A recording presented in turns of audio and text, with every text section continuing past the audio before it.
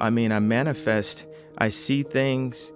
I'm a great leader because I listen and I'm empathetic and I feel the entire earth and I feel us as a species, as the human race. I do believe in world peace. No matter what religion you are, what we can agree on is it is always now.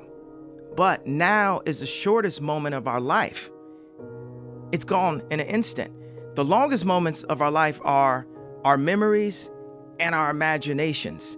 My mother had a decent job, you know what I'm saying? But she gave me a little allowance, $15, $20 a week, and I had to go out and get my own job at age 15. Matter of fact, at 14, I was cutting hair in a barbershop, so it was instilled in me to go out and just get it, and that made me be a leader around a lot of black men. Like even my father, I had two fathers in my life. I had my real father that I was in contact with and my stepfather that stayed there with my mother. And everybody was instilling that responsibility in me that nothing in life is given to you. A lot of times I feel like a lot of people just rapping because it's free. Like I'm gonna use everything that everybody says that I can't do and I'm gonna flip it to the positive. Like I look at everything as a glass half full and half empty. And I feel like 10% of life is what happens to you, 90% is how you react to it. I'm gonna take this opportunity. Like I got some songs, I got some stuff in my heart that the world need to hear. Positive affirmation. Everyone agrees that we are energy, right? Carbon. Yeah. And we have electricity. Everyone knows we have electric currents flowing through our body. Our brain moves at 30 hertz at a time of crisis. When it's in alpha, we're 10 to 12 hertz. When we go to delta, which is sleep mode, we're about 4 hertz and stuff.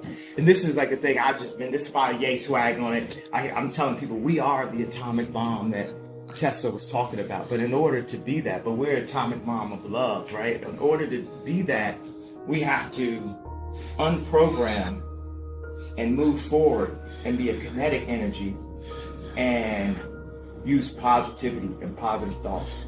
It's literally that simple.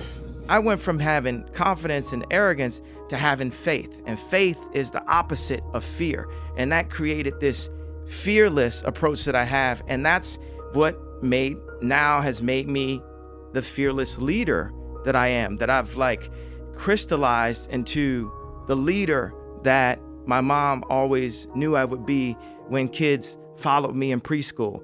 Everyone across the globe, no matter what country in the world, whatever continent in the world, all of the moms and dads have something in common. They want the world to be better for their children. We all want the world to be better for the children. And we can show ways that we are not at odds. Think about the world is a giant piano, but we're playing off key. Because the greatest thing that a man has to give to anyone, whether it's their kids or whether it's their wife, is time. And how much time do we spend, chasing the American dream or chasing money and materialistic things? How much time do we actually give to the women and children?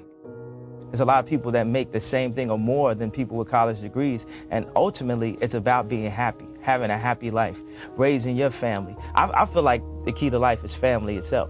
So if you can provide for your family, and this is speaking from a male point of view, and be happy, then that's all you need. It's not about that college degree that everybody says that you're supposed to have. There's so many people with college degrees that are not happy with their life. If you have a dream and you're good enough, because sometimes it's a difference between a dream and just being delusional. Don't just drop out of school. Like I was already making money in the music industry. I had a platinum plaque before I dropped out of school. Right. And I had a deal on the table with Columbia, with Sony. Anything in life that you put your mind to, you can do. The world is your oyster. That's all I tell people. And I really have a grasp of that being that I nearly died. It's this and it's heaven. While you're on earth, especially if you're not incarcerated, you got to take advantage of this. And that doesn't mean for everybody to be a rapper, for everybody to be a producer. Do what you do to the fullest and live your life and just be happy. I'm ready to go in. It's one of those jumping in the deep end things. Like if you knew how, difficult certain things were, you might not jump in to be able to receive how rewarding they are on the other end. If you had the opportunity to play this game of life, you need to appreciate every moment. A lot of people don't appreciate their moment until it's past. we have to understand that we're not each other's enemy. We have to stop discriminating against each other due to class and due to race and due to location or financial, position. We have to say, wow, that is the best version. Let's use it. Let's bring it to light. Let's move forward. Let's push forward as a civilization. Because we're so jacked up on our own egos and so misguided by mainstream, marketing, we don't know what the is real. We'd be apt to get into a fight this quick for the dumbest reason. It's like we're pitted against each other. We're mentally not in a place to be accepting, to not be jealous, and that part of that jealousy and that frustration that goes up across an entire globe is due to some of these other high corporation level limitations. That I've tried to open up so that creators can be more empowered, because I believe the world can be saved or helped, and the world meaning us as human beings, our civilization, us as a race, as one race, can be helped through allowing people with more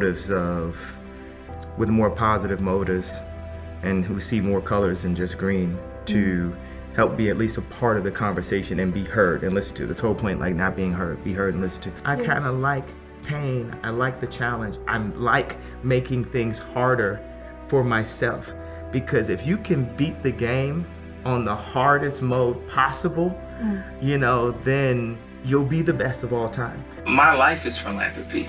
When I wake up, it's philanthropy. Everything I'm doing is thinking, how can I help others? So if you think about the things I've got the most backlash for it, I was actually trying to help others, maybe in the wrong way, maybe the wrong time, maybe this, blah, blah, but really trying to fight for what I could see or what I thought was the truth. Bravery is not not having fear, it's overcoming the fear. So I feel like I'm a bit similar to Braveheart of creativity.